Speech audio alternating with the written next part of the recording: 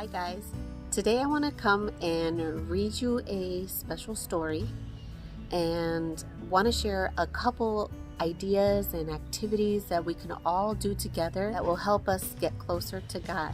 I want to jump in and I want you to open up your mind and your imagination and imagine that it is you stepping into this storybook. So let's go. Today's story is about the dreamer, and that's located in Genesis 37:45. And the reason why I'm telling you this is that whenever you are able to maybe read, or you can tell your parents or grandparents, you can have them go into that Bible and have them go into detail regarding the story. I want you to open up your imagination and jump into this story and imagine you living these same things that the dreamer did. So do you have any brothers or sisters? Are you the youngest or the oldest? Are you somewhere in the middle? This is a story about a boy with 11 older brothers. Imagine that. His name was Joseph, and he lived in Canaan with his family. His father, Jacob, loved him best of all. One day, Jacob gave Joseph a bright, colorful coat. Joseph wore it everywhere. I'm pretty sure that you guys have a pair of shoes or maybe even a special teddy bear that you take everywhere that's special to your heart. That's how this coat was for Joseph. So when Joseph's brothers saw the coat, they got kind of jealous. They wanted a coat just like Joseph. Have you ever wanted something someone else had? What did you do? Were you happy for them, or did you cry? Did you tell your mommy or dad to go get it for you? His brothers got so mad. Can you believe that? I think we all get mad ever so often, don't we?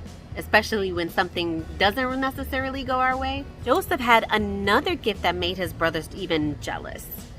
Joseph understood the hidden stories in dreams. Isn't that special? That you have a special dream and you know exactly what it means. That was Joseph. Do you ever dream? Do your dreams sometimes seem silly? Maybe you had a little too much pizza? Once Joseph dreamed he and his brothers were gathering wheat. Joseph's wheat stood up and the others' wheat bowed down. Another time, Joseph dreamed his father and mother were the sun and the moon and his brothers were the stars. In the dream, they bowed down to Joseph. Joseph told his brothers about this dream and they got even more mad. They decided to get rid of Joseph. Can you believe that? They sold him to some men from Egypt. Then they told their father a lie. They said Joseph had been eaten by wild animals. Isn't that crazy? When Joseph got to Egypt, someone told a lie about him. He went to jail even though he didn't do anything wrong. Maybe you've gotten in trouble for something you didn't do. What did you do? Well, Joseph just kept explaining dreams. The king was having strange dreams. He dreamed about grain and cows. The king didn't understand any of his dreams. With God's help, Joseph explained the dreams to the king. He told the king what the dreams meant. He told the king the dreams meant there would be 7 years of good crops and 7 years of when crops wouldn't grow. He told the king to save lots of food so there would be enough when the bad years came. So the king was really happy. He knew what his dream meant and he could make a plan. Put Joseph in charge of all the country's food. The time came when no food grew, but the people of Egypt had plenty to eat because Joseph saved extra grain. When Joseph's family ran out of food, some of the brothers went to Egypt to buy grain. They met Joseph, but they didn't recognize their brother. They sent away so long ago.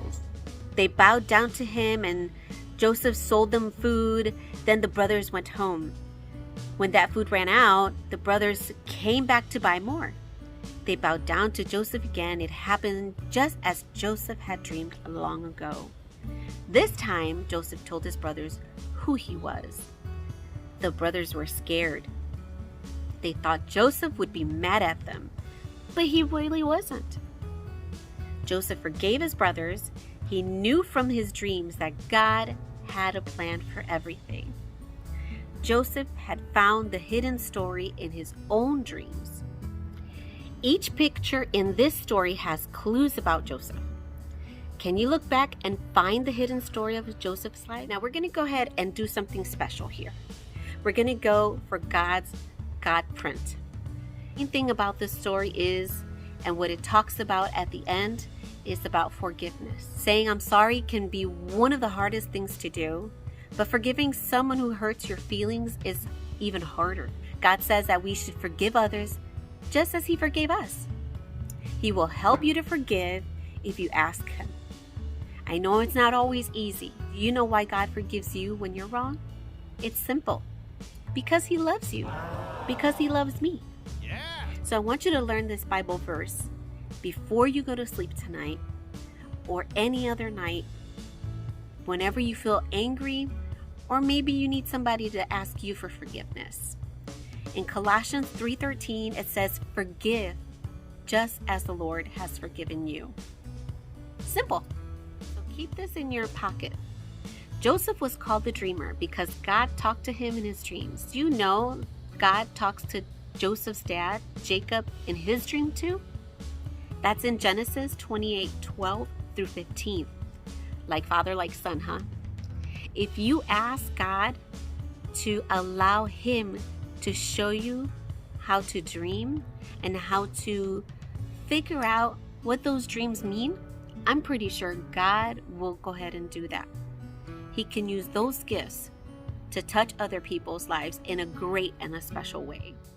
When someone really hurts your feelings or makes you sad, it can make you hard to forgive them when they say, "I'm sorry." Even when you make God sad, always remember that God always forgives you. He will forgive you if you ask Him. Next time you are angry because someone has done something wrong to you, just say a little prayer like this: "God forgives me. I forgive you. Jesus loves me. And I love you." I hope you enjoyed this story time. And if you do, make sure that you continue to watch all of the fun series that Vida City Kids has and all of the stories that they have for you and your family and friends, because it will help you to remind you of God's goodness over your life and mine too.